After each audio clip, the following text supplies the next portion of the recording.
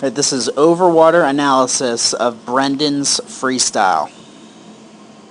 So the first thing we're going to look at here is Brendan's breakout off of the start.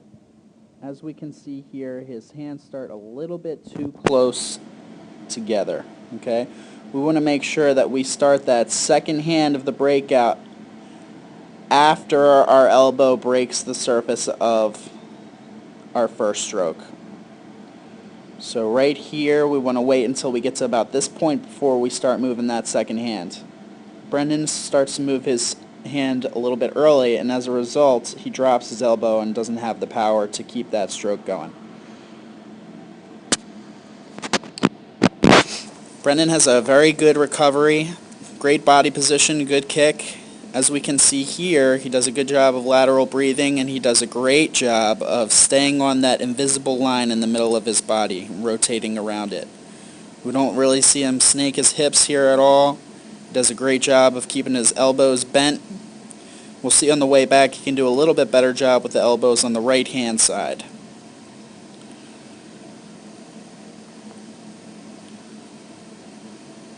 Okay, as we see Brendan coming through this breakout again here, we notice that the first thing he does is breathe.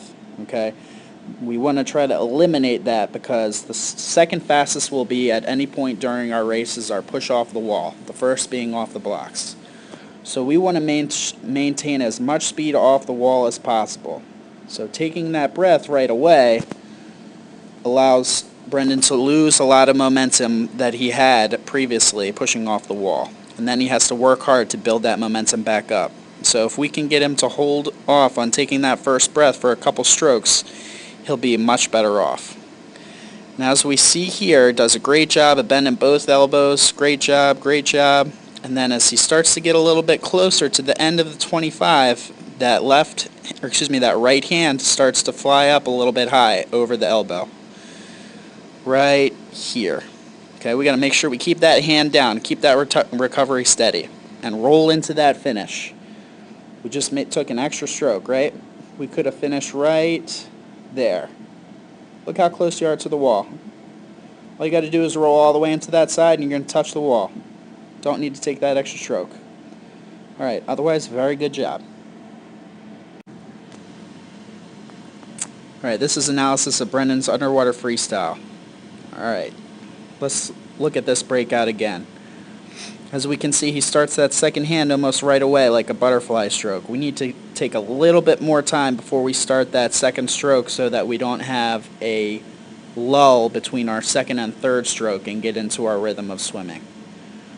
So again, as we can see here, he starts both hands almost at the exact same time. And that prevents him from getting that third hand around as quickly as he should. Now his body position is excellent, his head position is excellent, he's doing a great job of rolling onto each side, staying center on the center line of his body, doing a great job. Okay, there are two things that I want to focus on in this video. The first is coming up right here. We need to tighten up this streamline off the wall. You've got some loose elbows. I can see the space between your ears and your arms. We want to make sure that that's nice and tight. We talked about taking this first breath off of the wall here too. Look at how much momentum you lose almost right away when you take that breath. You almost come to a complete stop when you do that. So we got to make sure we hold that breath a little bit longer if we can. Try to get a couple power strokes in there before we start taking a breath. The next thing I want to point out, and actually Brendan does this much better than most of the kids his age and in this group, but we want to make sure that we keep that elbow a little bit behind the hand. So right now we can see that Brendan's elbow is really leading his underwater recovery, and we need that hand to stay below his elbow, and that's going to allow Brendan to use considerably more power in his freestyle stroke. We can work on that hand placement a little bit too. As we see, there's a lot of bubbles coming in on his hands that are adding unnecessary turbulence. So what we can do about that is make sure that we have our hands tight in a nice tight paddle and not with our fingers splayed and our thumb sticking out. We want to make sure our hands are nice and tight like a paddle and that we point our hands on our entry to maintain as little turbulence as possible. This is a pretty good job by Brendan.